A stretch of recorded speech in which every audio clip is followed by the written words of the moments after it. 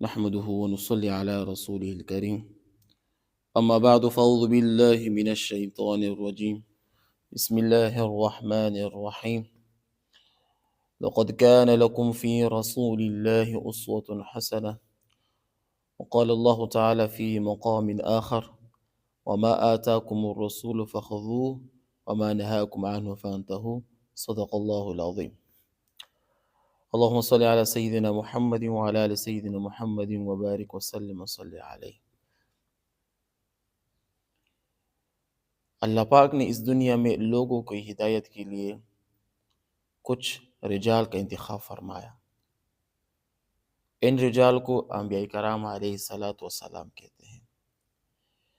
یہ رجال اپنے زمانے میں اپنے اصولوں کے مطابق لوگوں کو اللہ کی تبلیغ، اللہ کی وحدانیت کی تبلیغ، اللہ تعالیٰ کی طرف جانے کا راستہ، صراط المستقیم کا راستہ بتلاتے تھے۔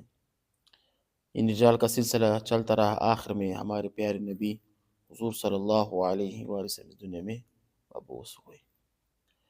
انہوں نے بھی اپنے وقت میں رجال پر، لوگوں پر محنت کی، ان کو اللہ اس کا دین سکھلایا، طرح طرح کے مشقتیں برداشت فرمائی، تکلیفیں اٹھائیں، اپنی قربانی، اپنے خاندان والے کی قربانی، اپنے ساتھیوں کی قربانی دے کر اس دین کو ہم تک پہنچایا۔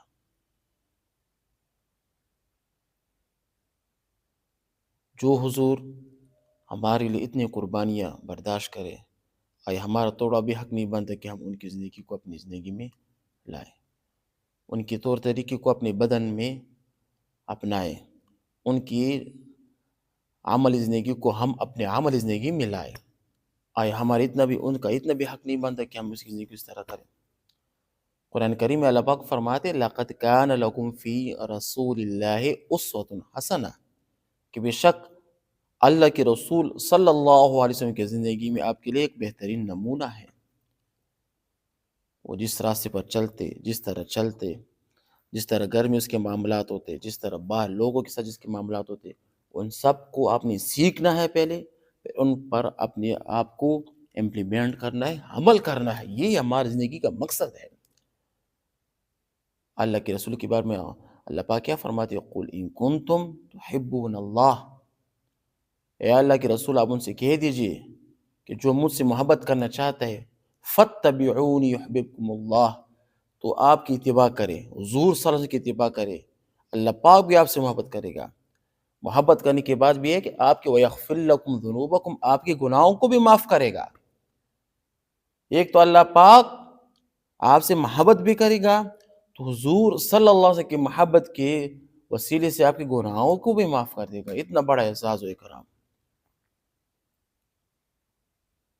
قرآن ایک جگہ اللہ پاک کیا فرماتے ہیں؟ وَمَا آتَاكُمُ الرَّسُولُ فَخُذُوهُ، کہ جو اللہ کے رسول آپ کو عطا کر اس کو لے لو، وَمَا نَهَاكُمْ، اور جس سے من کرے فَانْتَهُوا، منع ہو جاؤ، کیونکہ وہی ہمارا سب کچھ ہے، وہی ہمیں سیدھا راستہ دکھلانے والا ہے، وہی ہمیں اللہ تعالیٰ کی طرف جانے والا ہے۔ ہم قرآن میں 5 مرتبہ روزانہ نماز میں اہدنا الصراط المستقیم کا سوال کرتے ہیں۔ اللہ پاک اس کی خود ہی تفسیر فرماتے ہیں، اولئک الذین انعم اللہ علیہم من النبیین، نبیین شروع پہلا کیا پوائنٹ فرمایا؟ نبیین، انبیاء کرام، یہی آپ کو اہدنا الصراط المستقیم کا، یہ خود اس راستے پر چلے ہوئے ہیں، یہ آپ کو اس راستے پر چلائے گا۔ جو بھی اپنی امت میں، جو بھی اس امت میں حضور صلی اللہ علیہ وسلم کے خلاف کام کرے گا، وہ کبھی بھی فلاح کو نہیں پہنچتا، کیونکہ یہ ہماری ایمان کا جز ہے۔ لا الہ الا اللہ محمد رسول اللہ، لا الہ الا اللہ وحدانیت، محمد رسول اللہ رسالت۔ جب تک اللہ کی توحید کے ساتھ حضور صلی اللہ علیہ وسلم کی رسالت جمع نہ ہو، آپ کامل ایمان والے نہیں بن سکتے۔ آپ کا ایمان ناقص ہے، آپ کافر ہے، آپ کا اسلام میں کوئی بھی تعلق نہیں ہے۔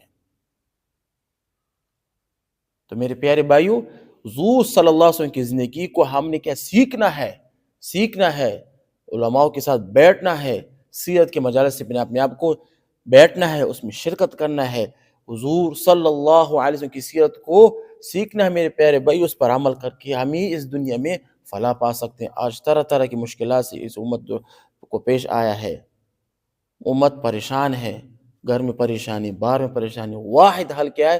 حضور صلی اللہ علیہ وسلم کی سیرت کو اپنانا ہے۔ جب تک یہ آدمی حضور صلی اللہ علیہ وسلم کی سیرت کو نہیں اپنائے گا، اس وقت تک اس دنیا میں بھی چین کی زندگی نہیں جی سکتا، وہ آخرت میں وہ چین کی زندگی کبھی نہیں جی سکتا۔ وآخر دعوانا ان الحمد للہ رب العالمین۔